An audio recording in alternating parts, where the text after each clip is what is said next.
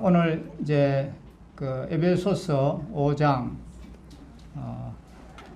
15절부터 21절까지 오늘 말씀 보도록 하겠습니다. 5장 15절에서 21절까지인데 교도하도록 하겠습니다. 먼저 제가 읽겠습니다. 그런즉 너희가 어떻게 행할지를 자세히 주의하여 지혜 없는 자같이 하지 말고 오직 지혜 있는 자같이 하여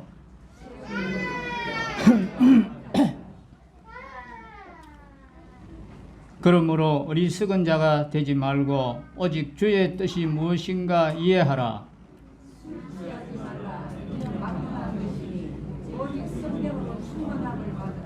시와 찬송과 신령한 노래들로 서로 화답하며 너희의 마음으로 주께 노래하며 찬송하며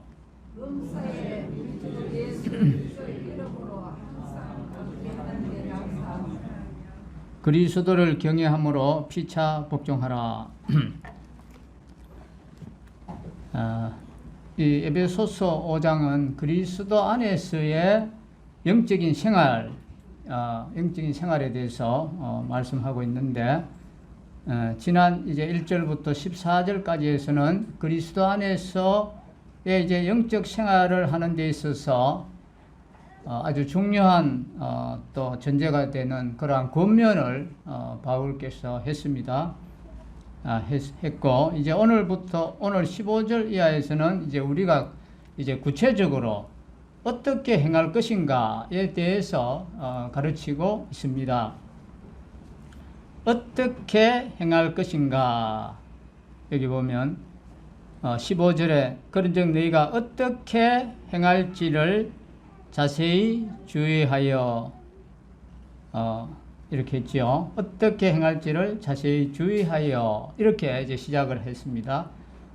이렇게 하면서 이제 명령들을 하는데 보면 이제 이 명령들이 보면 단계적으로 하고 있습니다. 단계적으로 지금 연결되어 있는 이러한 명령을 우리가 주목해 봐야 됩니다.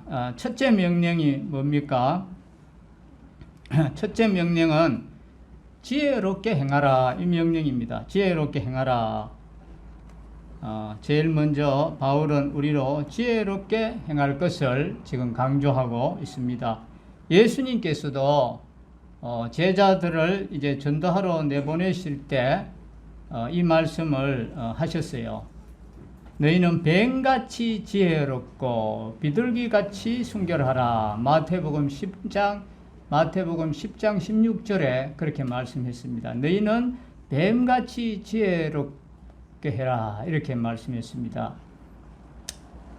우리는 다 지식 있는 사람이 되지는 못할 수 있습니다. 그렇지만 지혜로운 사람이 될 수 있습니다. 이 지식은 누구나 소유할 수 있는 것이 아닐지 모르지만, 그러나 이 지혜는 누구나 소유할 수가 있습니다. 성경 전체를 통해서 이 지혜의 중요성을 얼마나 자주 강조하고 있는지 모릅니다.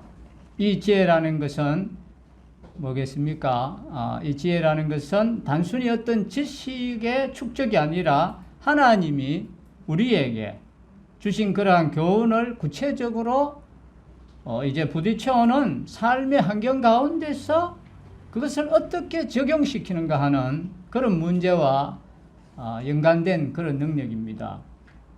그래서 바울은 먼저 우리에게 이 지혜 있는 자가 되라, 이렇게 권면을 하고 있습니다.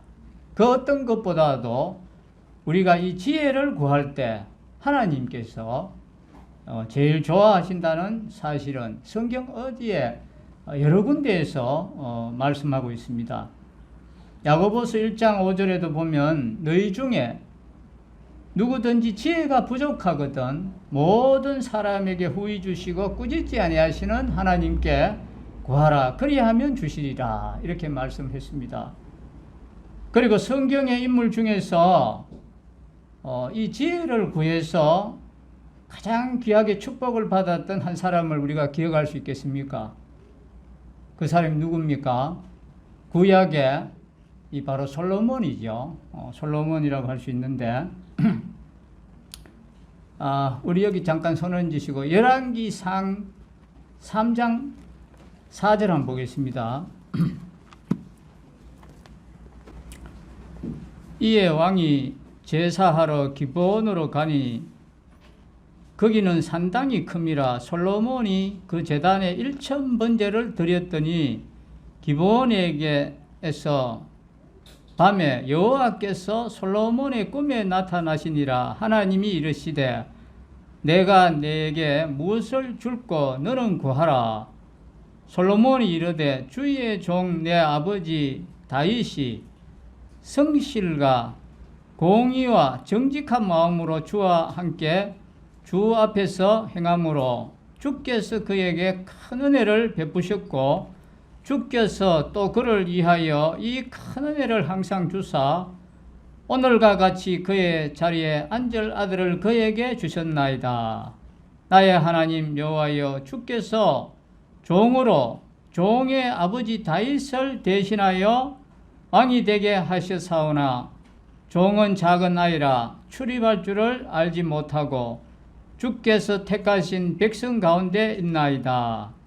그들은 큰 백성이라 수요가 많아서 셀 수도 없고 기록할 수도 없사오니 누가 주의 이 많은 백성을 재판할 수 있사오리까.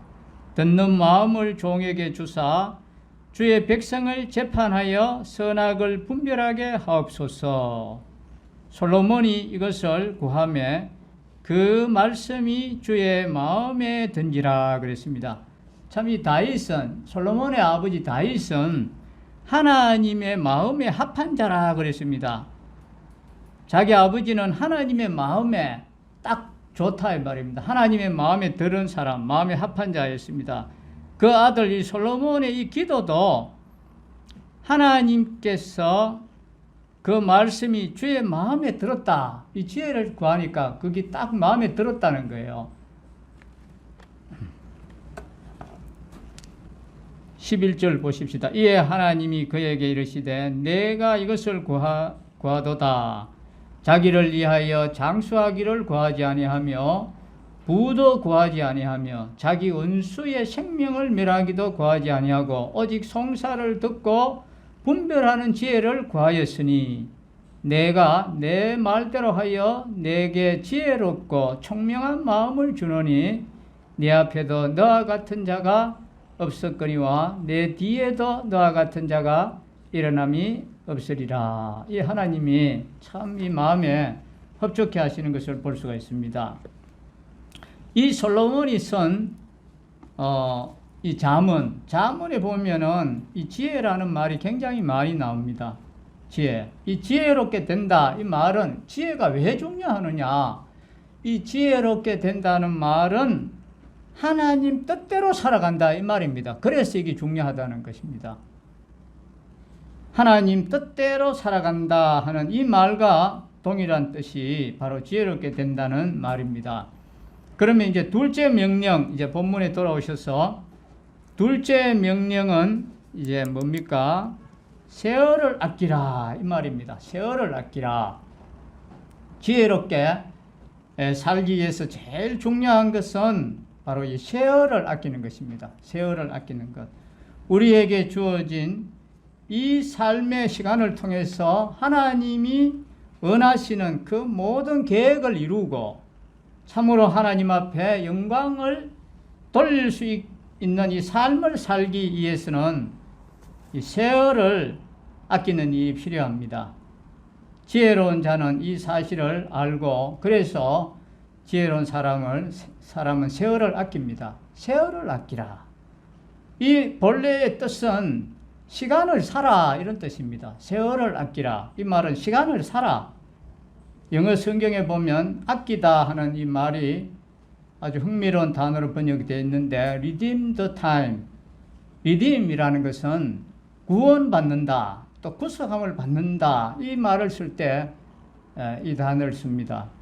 그러니까 영어 성경에서 그 단어를 이걸 그대로 옮기면은 시간을 구원하라. 시간을 구속하라 이 말입니다. 한번 우리가 생각해 보십시다. 영혼이 구원받지 못하는 것이 얼마나 안타까운 일입니까? 잃어버려진 그 영혼의 상태가 얼마나 비참합니까? 잃어버려진 그 영혼의 비참함과 마찬가지로 잃어버려진 시간, 이것도 아주 비참한 것입니다. 우리가 잃어버린 영혼을 바라보는 이 시선으로 우리에게 주어진 잃어버린 이 시간들, 이것을 바라볼 때 인생은 얼마나 짧은지 모릅니다. 그래서 지혜로운 시편 기자는 일찍 이것을 토로한 바가 있습니다. 시편 90편 10절에 보면 우리의 연수가 70이요 강건하면 80이라 했습니다. 우리가 인생에서 소유하고 있는 이 시간이라는 것은 생각해 보면 얼마나 짧습니까? 저는 지금 제가 나이가 60이라는 게 믿어지지가 않습니다. 아직 제 마음은 청년인데 벌써 60이라니 믿어지지가 않아요. 10대 때 생각이 아직도 생생하고 20대 30대도 그래 오래된 것 같지가 않은데 벌써 60이라고 하니까 이제 인생 90으로 바라본다면 저는 3분의 1을 벌써 살았고 앞으로 이제 3분의 1 남았습니다.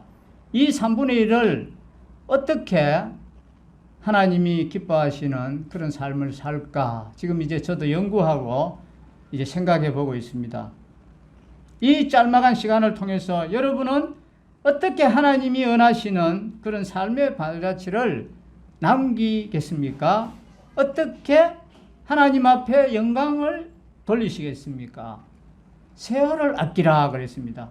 시간을 구원해서 이 시간을 통해서 하나님 앞에 영광을 돌리는 그 삶에 대한 기적을 우리는 시작하지 않을 수 없습니다. 세월을 아끼라 하는 그 이유는 왜 우리가 세월을 아껴야 되느냐? 그 뒤에 보면 때가 악하기 때문에 그렇다 했습니다. 때가 악하니라 그랬습니다. 악한 세대에 우리가 영향을 받으면서 우리의 시간은 참으로 무가치하게 낭비되어지고 있습니다. 노아의 때나 또 소돔과 고모라의 멸망 때에 사람들은 임박한 심판을 대비하지 못해서 이 심판을 피하지 못했습니다. 임진왜란이 발발하기 전에 많은 사람들이 외란을 예견하고 군사력을 이제 길러야 함을 왕에게 상소했습니다. 그런데 당파 싸움에 눈이 먼 이 고관들에 의해서 그 상소는 이루어지지 않았습니다. 그래서 그 결과가 온 나라가 이 애군의 발 아래 짓밟히게 되었습니다. 예수님께서도 마지막 날에 있을 이 현상에 대해서 가르치면서 그 날을 예비하라고 말씀했습니다. 고사성어 가운데 유비무환이라는 말이 있습니다. 이 말은 미리 준비를 해두면 근심할 게 없다는 그러한 의미로 또 사람이 예측할 수 없는 고난의 때를 대비해서 이 마음의 준비를 갖추고 이제 생활해야 한다는 것을 우리에게 교훈해 주고 있습니다. 우리는 어린 시절에 또 이 개미와 배짱 이야기를 누구나 들었을 것입니다. 이 이야기 역시도 추운 겨울을 대비한 이 개미와 준비하지 못한 배짱이의 형편을 잘 이제 보여주고 있습니다. 여기서 우리는 사람이 예기하지 못할 그 앞날을 예견해서 그 날을 준비하는 것이 얼마나 평안한 삶을 누리게 하는지 알 수가 있습니다. 우리를 둘러싸고 있는 이런 시대적 정황을 바라보면서 우리는 이 시간의 소중함을 하나님 앞에서 뼈저리게 느끼지 않아야 할 수 없습니다. 이제 세 번째 명령 보십시다. 세 번째 명령은 오직 주의 뜻이 무엇인가 이해하라 했습니다. 지혜로운 사람은 세월을 아낍니다. 그래서 주님의 뜻이 무엇인지를 분별합니다. 17절 한번 보십시다. 그러므로 어리석은 자가 되지 말고 오직 주의 뜻이 무엇인가 이해하라 그랬습니다. 오직 주의 뜻이 무엇인가 이해하라. 이 명령은 이제 세월을 아끼라 하는 그 명령 다음에 나온 명령입니다. 시간을 아꼈을 때 제일 중요한 것은 나를 향하신 하나님의 뜻이 무엇인지를 아는 것입니다. 하나님의 뜻이 무엇인지 알지 못하고 우리가 띈 수고는 우리에게 주어진 이 시간을 낭비한 것에 불과한 결과로 끝날 줄 모릅니다. 중요한 것은 하나님의 뜻이 무엇인지를 알고 그 하나님의 뜻대로 시간을 사용해서 하나님을 영광스럽게 하는 것입니다. 우리에게 부딪혀오는 이 바쁜 일이 반드시 중요한 일은 아닐 수도 있습니다. 우리는 긴급한 일과 또 중요한 일, 이 차이를 우리가 잘 생각을 해봐야 됩니다. 우리는 다들 바쁩니다. 오늘 얼마나 바쁩니까? 또 맞벌이 생활하고 하니까 얼마나 바쁩니까? 바쁘죠. 그러나 우리가 아무리 바쁘다 할지라도 그 바쁜 것이 가장 중요한 것은 아닐 수도 있다는 것을 우리가 염두에 둬야 되는 것입니다. 하나님께서는 우리가 어떻게 바쁘게 살았는가 이걸 보시는 것이 아니라 우리가 바쁘게 살면서 무엇을 했는지 이걸 보신다는 것입니다. 그러므로 우리에게 허락된 이 시간을 우리가 어떻게 사용했는가 이게 더 중요한 것입니다. 우리는 이 하나님의 뜻에 의해서 우리가 해야 할 많은 일들의 우선순위를 우리는 정할 필요가 있습니다. 아침에 눈을 떠 경건의 시간을 갖고 하루의 삶을 계획할 때 우리는 이런 물음을 갖고 계획하십시오. 오늘 내가 해야 할 참으로 하나님 앞에 가장 중요한 것은 무엇인가? 그래서 그 생각한 것을 먼저 하시기 바랍니다. 바쁘지만 바쁘게 뛰어다니는 그 일이 무가치할 수가 있습니다. 그런 것은 좀 자를 필요가 있다는 것입니다. 하나님을 영광스럽게 해드리는 인생을 좀 더 질적으로 살기 위해서 이 자르기를 잘 해야 되는 것입니다. 좋은 열매를 맺기 위해서 우리가 불필요한 가지를 잘라내는 이 작업이 필요하듯이 우리는 전혀 중요하지 않고 무가치하게 낭비되고 있는 이러한 것들은 여지없이 우리가 자를 수 있어야 됩니다. 내게 요구하시는 이 우선순위를 중심으로 시간을 잘 우리가 짤 필요가 있습니다. 삶에 있어서 무엇이 제일 중요합니까? 누구와의 관계가 제일 중요합니까? 그것은 하나님과의 이 관계, 이것보다 우리에게 더 소중한 것은 없습니다. 그러면 하나님과의 이 관계를 개발하기 위해서 내가 주님을 더 깊이 알고 주님을 더 깊이 사랑하고 이 주님을 신뢰하기 위해서 그러면 우리는 무엇이 필요합니까? 이렇게 하기 위해서 우리는 말씀을 읽어야 되겠고 또 기도하고 주님과 교제하는 이러한 시간을 가져야 되겠죠. 그렇다면 하루의 생활에서 무엇이 제일 먼저 와야 합니까? 바로 이 경건의 시간입니다. 경건의 시간. 이 시간이 제일 먼저 와야 됩니다.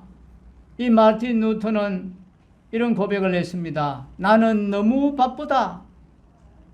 따라서 나는 더욱더 기도해야만 하겠다 했습니다. 루터는 바쁠수록 그래서 시간을 더욱 하나님의 뜻대로 사용하기 위해서 주님과의 관계를 바르게 정립하는 것이 중요한 것을 알고 이러한 고백을 했습니다. 하나님 다음에는 그 다음에 무엇이 중요합니까? 하나님을 향한 책임이 첫 번째고 그 다음 두 번째 책임이 뭐겠습니까? 에베소서 여기서 말씀하고 있습니다. 이제 그것은 남편을 향한 책임, 아내를 향한 이 책임입니다. 내가 아내를 위해서 얼마나 시간을 내는가, 또 내가 남편을 위해서 얼마나 시간을 내는가. 이 지상생활에서 하나님께서 가장 중요한 반려자로 책임을 져야 할 존재로 내게 주신 그 대상은 내 남편이고 내 아내인 것입니다. 대구시청에서도 보면은 이제 금요일 날 6시가 가까이 되면은 안내 방송이 나옵니다. 오늘은 이제 가정의 날이니까 정시에 퇴근해서 가정으로 돌아가서 가족들과의 시간을 가지시기 바랍니다 하면서 안내 방송을 해요. 그리고 전 직원이 이제 잔업하거나 늦게 퇴근하지 않고 그날은 정시에 다 퇴근해서 집으로 돌아가도록 이렇게 안내 방송을 합니다. 얼마나 좋습니까? 여러분은 남편을 향해서 또 혹은 아내를 향해서 얼마나 시간을 내셨습니까? 이게 어떤 육신적인 생각입니까? 그게 아닙니다. 다 이것이 성령 충만과 관계되어 있습니다. 성경이 그렇게 가르치고 있습니다. 그리고 남편과 아내 다음으로 우리에게 중요한 대상은 또 누구예요? 그것은 바로 우리 자녀들 또 부모와의 관계 이것입니다. 나는 부모를 향해서 책임을 다하고 있는가? 또 나는 자식을 향해서 책임을 다하고 있는가? 이걸 우리가 생각해 보셔야 되겠죠. 여러분의 우선순위를 한번 짜보십시오. 신앙생활을 이 피상적으로 이해하지 마시고 이 성경은 얼마나 구체적으로 우리에게 가르쳐주고 교훈을 해주고 있습니다. 얼마나 중요한 과제입니까? 오직 주의 뜻이 무엇인가 이해하라 했습니다. 그리고 이제 네 번째 명령이 바로 성령의 충만함을 받으라입니다. 성령의 충만함을 받으라. 그런데 문제는 주님의 뜻대로 살 수 있는 그 능력이 우리에게는 사실은 없습니다. 그래서 이제 본문의 가장 중요한 명령이 이제 뒤따라 나오는데 내가 알고 이해한 하나님의 뜻을 내 삶에서 실천할 수 있는 능력이 어디에서 오는가에 대해 이제 해결책이 여기에 등장합니다. 18절 한번 보십시다. 술 취하지 말라 이는 방탕한 것이니 오직 성령으로 충만함을 받으라 했습니다. 오직 성령으로 충만함을 받으라. 이 문장이 성령 충만에 관한 몇 가지 중요한 것을 우리에게 말씀해 주고 있는데 이 문장에서 첫 번째는 이것은 명령문으로 쓰여졌다는 것입니다. 성령 충만은 받아도 좋고 안 받아도 좋은 그런 것이 아니라 반드시 받아야 될, 받지 않으면 안 되는 것입니다. 그래서 성령 충만하지 못한 것은 하나님 앞에서 우리가 죄라는 것입니다. 명령에 불순종한 죄를 짓는 것입니다. 성령 충만하지 못한 삶에 대해서 우리는 고백해야 되는 것입니다. 그리고 두 번째, 이 명령은 계속적인 명령입니다. 성령 충만은 한 번만 충만하는 그런 명령이 아니라 지속적이고 계속적인 그런 명령입니다. 매 순간순간마다 성령에 충만하라는 이 명령입니다. 우리는 계속적으로 이 성령 충만을 사모하고 이 성령 충만함을 받기 위해서 주님 앞에 자신을 우리가 드리지 않으면 안 되는 것입니다. 그리고 세 번째 이 명령은 모든 그리스도인에게 한 명령입니다. 여기 오직 다음에 빠져있는 중요한 단어가 하나 있는데 그것은 바로 너희는이라는 말입니다. 오직 너희는 성령으로 충만함을 받아라. 이 너희라는 단어는 개인을 말하는 것이 아니라 이 복수, 바로 너희들이라는 그런 복수의 의미를 갖고 있습니다. 너희는 그리스도인 전부를 말하는 것입니다. 다시 말하면 우리 중에 이 성령의 충만함이 필요 없는 사람은 하나도 없다 이 말입니다. 우리 모두에게 다 이 성령 충만이 필요하다 하는 것입니다.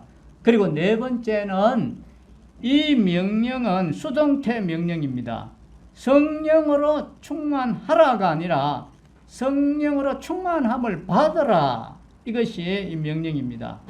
이것은 내가 성령 충만 받기를 원하는 것보다 이 성령이 나를 충만케 하기를 더 원한다는 사실을 우리는 알 수가 있습니다. 주님은 나를 지배하기를 원하십니다. 성령은 나를 다스리기를 원하십니다. 나를 다스리고자 하시는, 나를 충만케 하고자 하시는 이 성령의 역사를 저항하지 마시기 바랍니다. 성령 충만을 위한 이 겉면이, 먼저 이 소극적인 겉면을 보겠습니다.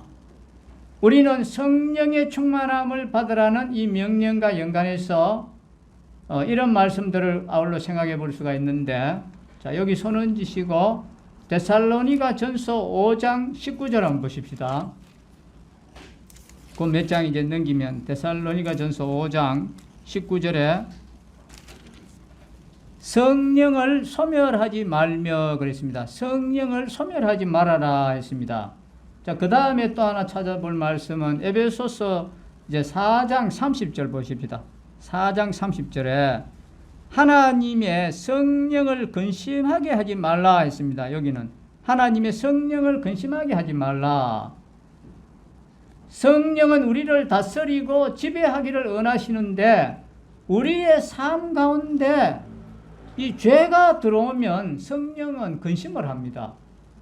그래서 성령의 이제 감화는 소멸되고 나는 삶 속에서 하나님의 인도를 직감할 수 없게 됩니다. 그러므로 이 성령을 충만하게 못하게 하는 이런 죄들이 우리 삶 속에 들어오지 못하도록 우리는 저항을 해야 되는 것입니다. 만약 죄를 범했거든 적극적으로 자백하고 그 죄를 버리셔야 됩니다. 자, 우리 또 여기 말씀 한 구절 찾아보겠습니다. 이번에는 이제 시편 51편 이 다윗이 어떻게 했는가 한번 보도록 하겠습니다. 시편 51편은 이 다윗이 이제 밧세바와 동침한 후에 선지자 나단이 왔을 때 했는 그러한 내용들인데 51편 1절 한번 보겠습니다. 하나님이여 주의 인자를 따라 내게 은혜를 베푸시며 주의 많은 긍휼을 따라 내 죄악을 지어주소서. 나의 죄악을 맑게 씻으시며 나의 죄를 깨끗이 제하소서. 이런 이제 기도를 드렸습니다. 자, 9절도 보십시다. 9절에 보면 주의 얼굴을 내 죄에서 돌이키시고 내 모든 죄악을 지어주소서. 하나님이여 내 속에 정한 마음을 창조하시고 내 안에 정직한 영을 새롭게 하소서. 나를 주 앞에서 쫓아내지 마시며 주의 성령을 내게서 거두지 마소서. 주의 구원의 즐거움을 내게 회복시켜 주시고 자언하는 심령을 주사 나를 붙드소서. 우리가 한번 구원받으면 구원을 잃을 일은 없지만 그러나 이 죄가 들어오면 구원의 즐거움이 잃어버리게 된다 이 말입니다. 그래서 다윗은 주의 구원의 즐거움을 내게 회복시켜 달라고 이렇게 기도했습니다. 그리고 이제 17절 한번 보십시다. 하나님께서 구하시는 제사는 상한 심령이라. 하나님이여 상하고 통회하는 마음을 주께서 멸시하지 아니하시리이다 했습니다. 하나님이 구하시는 제사는 상한 심령이라고 했습니다. 하나님은 가장 싫어하는 사람, 바로 교만한 사람. 하나님이 가장 약하고 하나님 마음이 바뀌는 사람은 바로 이 통회하고 겸손한 사람입니다. 하나님께서 구하시는 제사는 상한 심령이라. 하나님이여 상하고 통회하는 마음을 주께서 멸시하지 아니하시리이다 했습니다. 참 이 다윗이 그렇게 훌륭한 왕이었지만 또 우리가 생각할 때 끔찍한 그러한 범죄를 범했을 때 이 나단 선지자가 왔을 때 하나님 앞에 참 통회하는 그런 마음을 우리가 읽어볼 수 있습니다. 죄로부터 돌이키고 다시 성령 충만을 우리가 구해야 됩니다. 성령 충만을 방해하는 이런 요소들을 내 삶 속에서 이제 제거하기만 하면 성령은 저절로 나를 충만하게 하신다 했습니다. 이 같은 사실로 인해서 이 명령이 바로 이 수동태의 명령인 것입니다. 그 다음 성령 충만을 위한 권면으로서 이제 적극적인 권면이 있습니다. 적극적인 권면. 성령 충만을 받기 위해서 죄를 짓지 말라 하는 이 소극적인 권면이 있지만 또 이 적극적인 권면이 있는데 그것은 우리가 한 말씀을 이래 비교해보면 알 수가 있습니다. 이 에베소서하고 가장 비슷한 서신서가 하나 있습니다. 그게 바로 이 골로새서예요. 골로새서. 그래서 이 에베소서와 골로새서는 쌍둥이 서신서다 이렇게 말할 정도로 아주 비슷한 내용들이 많이 나옵니다. 자, 에베소서 5장 이제 19절 보십시다. 에베소서 5장 19절 시와 찬송과 신령한 노래들로 서로 화답하며 너희의 마음으로 주께 노래하며 찬송하여 하며 범사에 우리 주 예수 그리스도의 이름으로 항상 아버지 하나님께 감사하며 그리스도를 경외함으로 피차 복종하라 했습니다. 자, 요 말씀하고 이제 비슷한 말씀이 골로새서 3장 16절 한번 보겠습니다. 에베소서에서 이제 골로새서 몇 장 넘기면 골로새서 3장이 나오죠. 골로새서 3장 16절에 보면 그리스도의 말씀이 너희 속에 풍성히 거하여 모든 지혜로 피차 가르치며 권면하고 시와 찬송과 신령한 노래를 부르며 감사하는 마음으로 하나님을 찬양하고 또 무엇을 하든지 말에나 일에나 다 주 예수의 이름으로 하고 그를 힘입어 하나님 아버지께 감사하라 했습니다. 이 내용이 얼마나 닮았습니까? 에베소서 그 5장하고 골로새서 3장하고 내용이 아주 비슷하지요. 그리고 그 다음에도 유사한 내용들이 나오는데, 그런데 이 부분을 잘 보면 에베소서에 성령으로 충만함을 받으라는 말씀이 이 골로새서에는 우리가 봤지만 없습니다.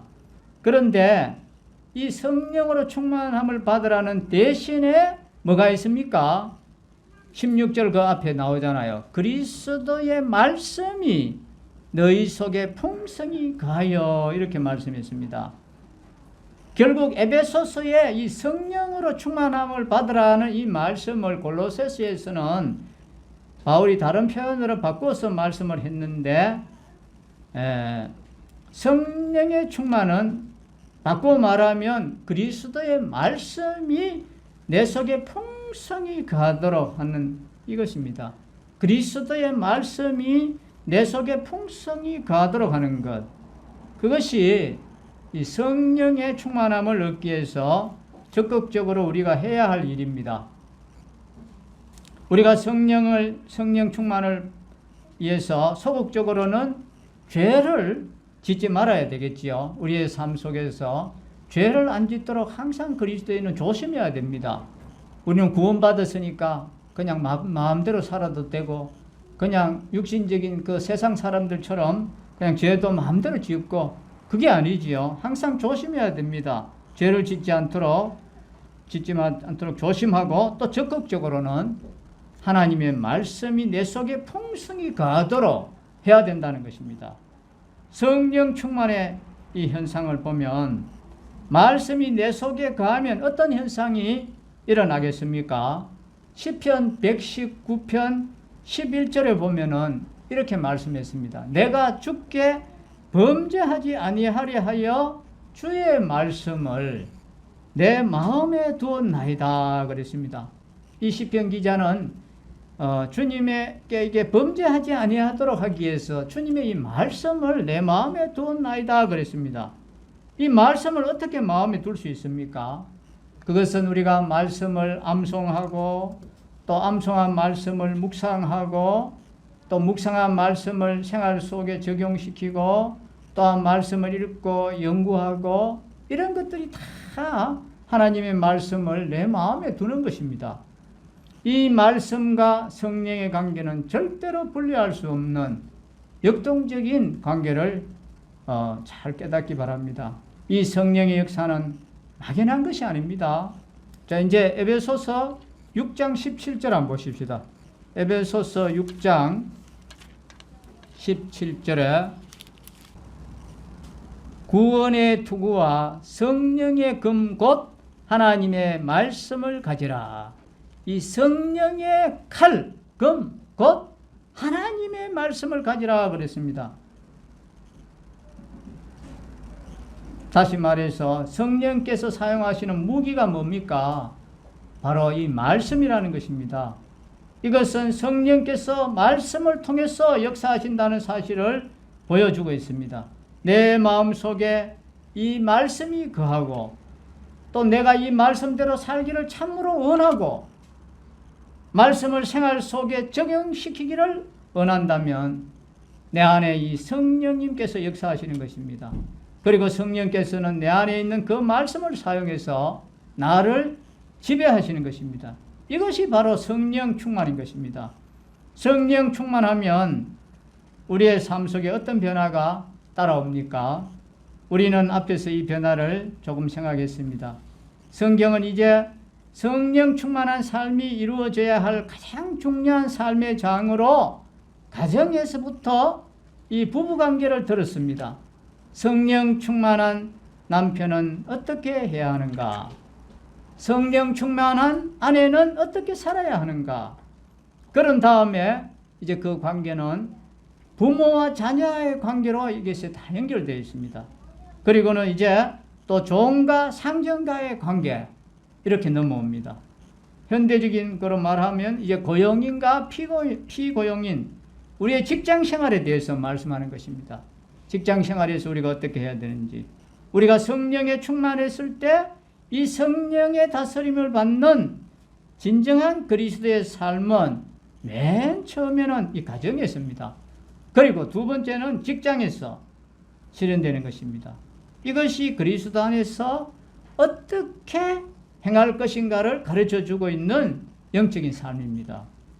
영적인 삶이라는 것은 뭐 경건하고 성경만 읽는 그런 삶이 아니라 영적인 삶은 구체적으로 가정에서 이 바른 가정생활이 나오는 것이고 또 바른 직장생활이 되는 것이고 바른 사업 경영에 다 이게 연결되어 있습니다. 그렇다면 이 모든 우리의 삶 전체를 통해서 우리는 무엇을 사모해야 되겠습니까? 바로 이 성령의 충만을 사모해야 되는 것입니다.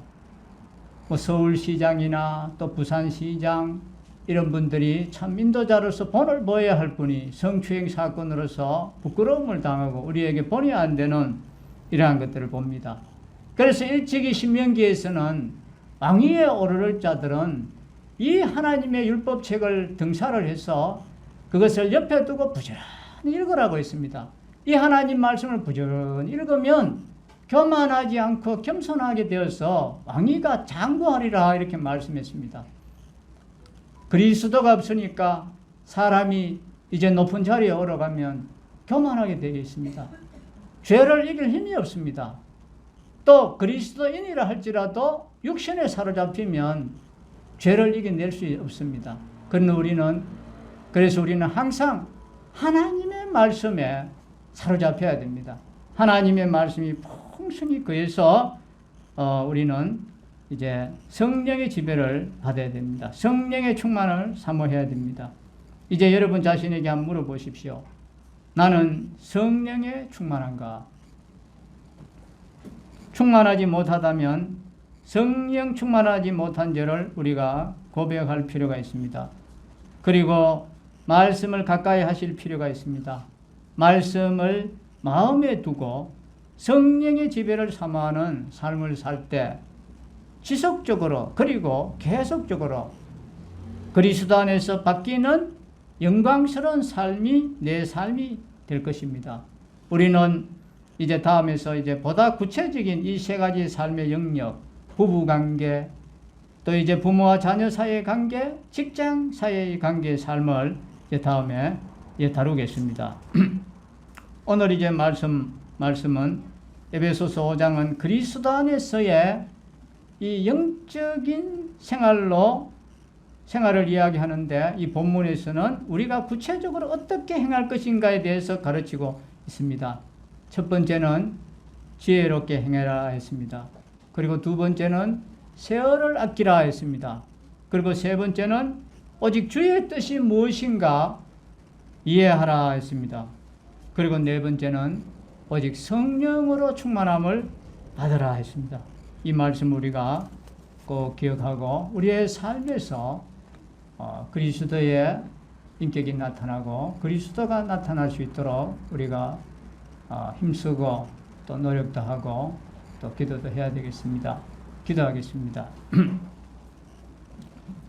아버지 하나님, 어두운 가운데 있던 저희들을 불러주셔서 빛 대신 주님을 따르게 하며 이제 우리가 그리스도 안에서 어떠한 삶을 살아야 하는지, 어떻게 행해야 할 것을 구체적으로 우리에게 말씀해 주심을 감사합니다.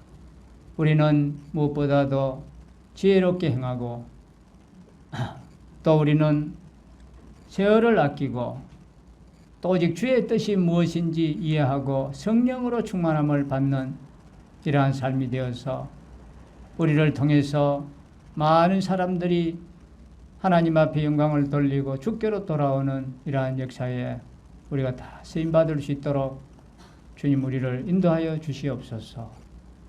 남북교회를 축복하시고 우리 성도들이 믿음의 뿌리를 내리고 흔들리지 않고 코로나로 인해서 거리가 멀어지고 이제 마음이 멀어지지 않도록 도와주시고 주님과 가까이 하면서 주님으로 충만한 이러한 우리 모두가 되도록 도와주시고 또 몸이 불편하고 어려움을 당하시는 분들 여러 환경에 처해 있는 분들을 일일이 기억하여 주시고 하나님께서 긍휼을 베풀어 주시옵소서. 주 예수 그리스도의 이름으로 기도하옵나이다. 아멘.